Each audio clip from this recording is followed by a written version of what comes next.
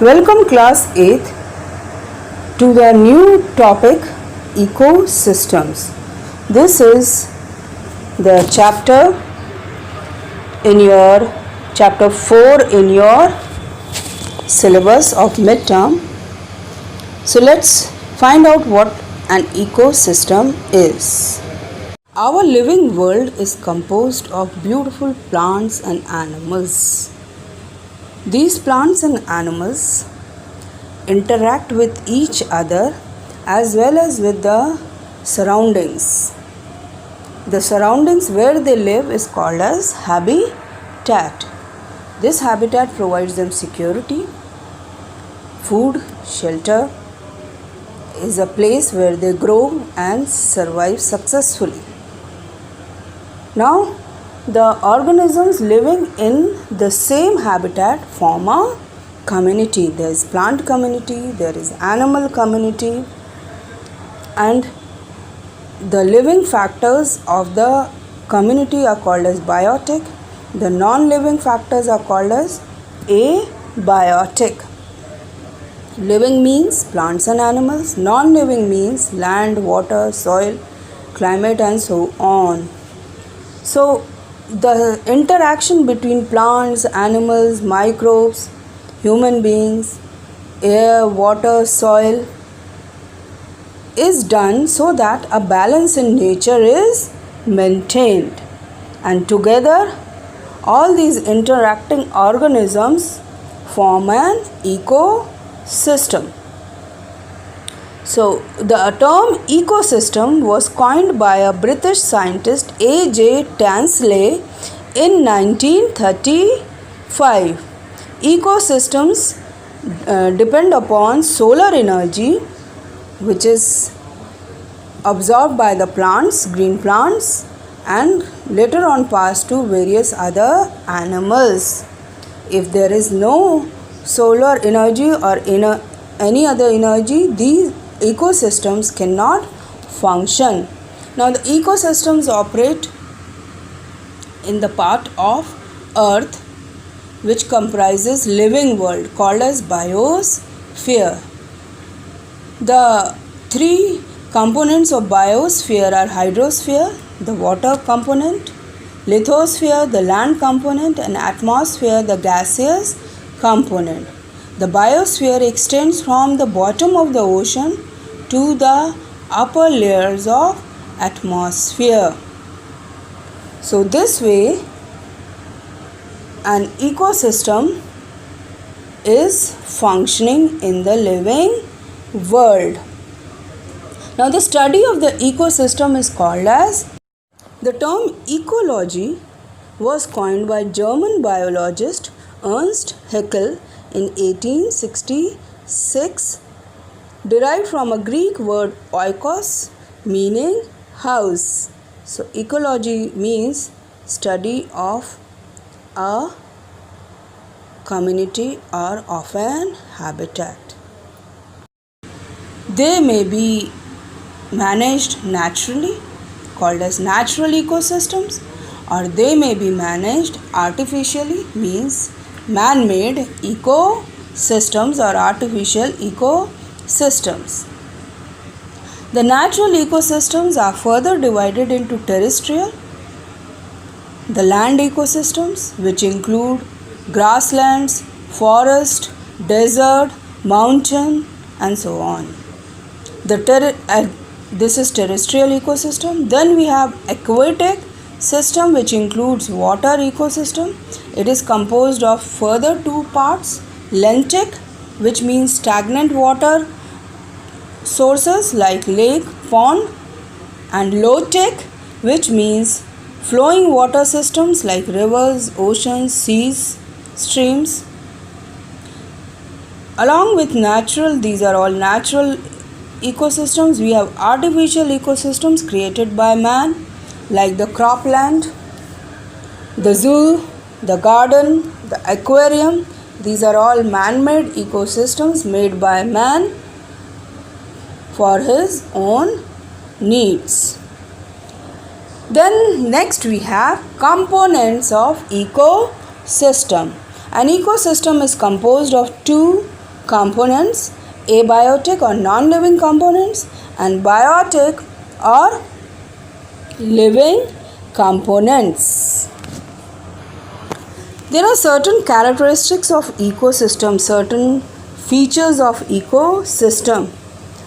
The abiotic and biotic components both are interdependent on each other. One cannot survive without the other.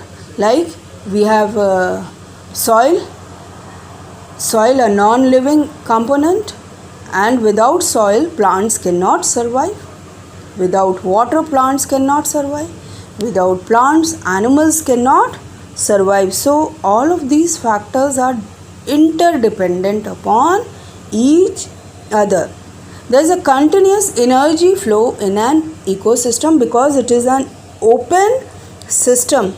There is regular feedback of energy from the sun, and from the sun to the plants, and from the plants to the animals, and finally to the microorganisms, which release the matter back into the abiotic and biotic areas.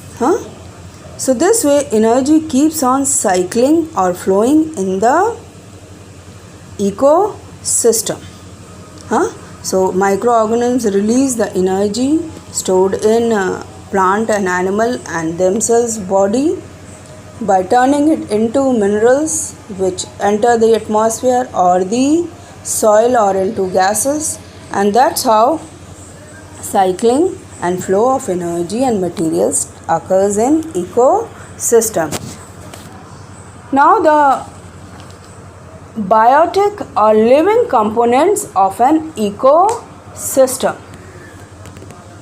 The biotic components of an ecosystem includes three main categories: the producers, the consumers, the decomposers. The producers are the green plants.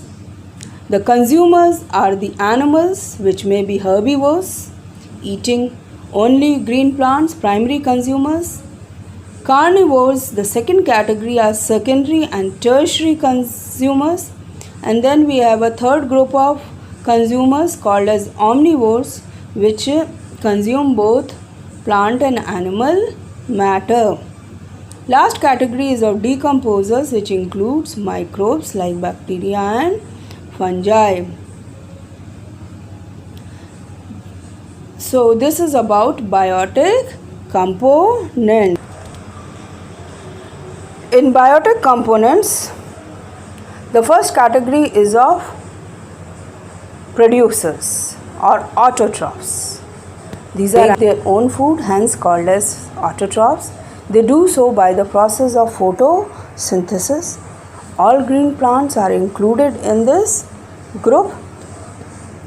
The green plants absorb the sun's energy through the chlorophyll, green chlorophyll, and turn it into food, starch or glucose, and hereby producing a food source, the energy source for the whole living world.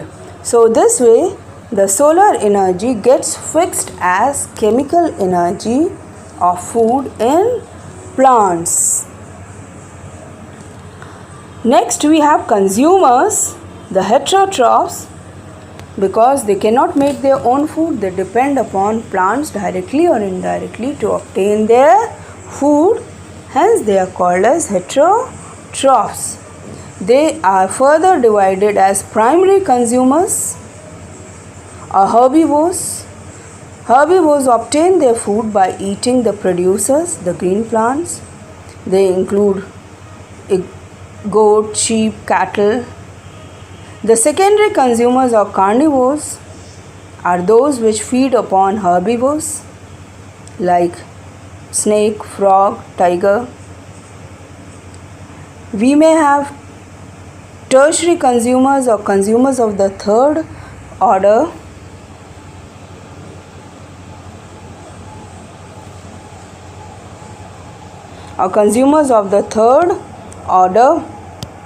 which feed upon secondary consumers like vultures. They are also called as top carnivores, as no other animal prey upon them or feed upon them like lion, leopard, vultures, tiger, and so on. Humans, bears, crow, cockroach, etc. are omnivores because they can survive or feed upon both plant as well as animal matter depending upon the conditions. Last group of biotic components consist of decomposers. They are mostly microorganisms like bacteria and fungi. They feed on the dead remains of other organisms and break down the complex organic foods into the simple inorganic substances, releasing it into the atmosphere. There is a special group of bacteria called as transformers in them, which disintegrate simple organic matter into organic forms that can be reused by plants or producers again. So both decomposers and transformers play a very important role in recycling the matter in the ecosystem, maintaining the dynamic nature of ecosystem. Lastly, we have scavengers also included in decomposers or saprophytes because they feed on dead organic matter. Scavengers feed only on dead animal bodies. These dead animal bodies are maybe left by carnivores or natural death. So scavengers feed upon these animals' flesh, but they don't kill it themselves, like hawk, crow, vulture, jackal, hyena. So this is about the biotic components of an ecosystem. Next we will talk about abiotic components in the another session. Thank you.